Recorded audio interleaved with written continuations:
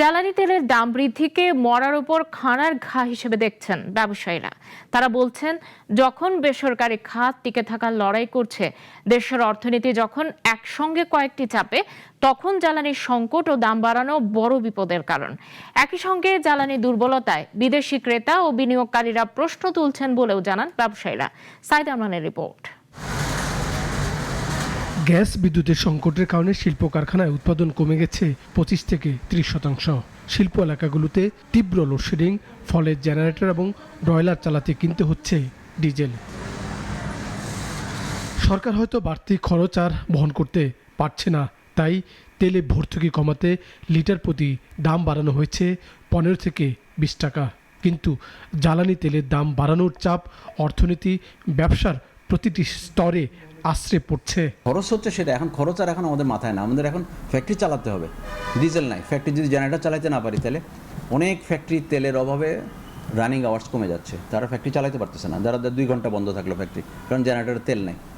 তো কীভাবে একটা ফ্যাক্টরি 2 ঘন্টা রানিং আওয়ার দিনের বেলা যদি বন্ধ থাকে, আমরা কিভাবে বায়ার্স ডেডলাইন মিট করব? এটা তো সম্ভব না। 35 বছর ব্যবসা করছে অনন্ত কোম্পানিজ। কোম্পানির এমডিও বিজিএমই এর নেতা ইনামুল হক খান বাবলু বলছেন যে দুর্বলতা প্রকাশ পেল জ্বালানি খাতে, বিদেশি ক্রেতা এবং বিনিয়োগকারীরা সেই প্রশ্নই তুলছে। বায়াররা কিন্তু বসে থাকবে না, বায়াররা কিন্তু সবসময় তারা কিন্তু সদয় বা নির্দয় এভাবে বলে লাভ নেই, তাদের শিপমেন্ট লাগবে।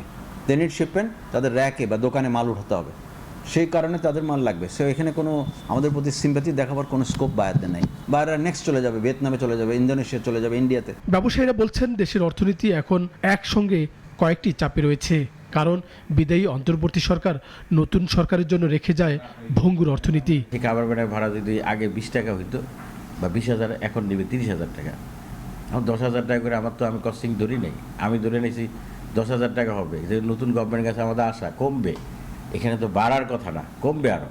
তো কমার জায়গায় অনেক বাড়তেছে, তেলের কারণে বাড়বে, পূর্ণ পরিবহনের ক্ষেত্রে বাড়বে আপনার জাহাজের ভেসেল কস্ট। অর্থনীতির বড় চালিকা পোশাক খাত, কিন্তু উৎপাদন ব্যয় বাড়ায় আন্তর্জাতিক প্রতিযোগিতা এখন টিকে থাকতে পারছে না দেশীয় কারখানাগুলো।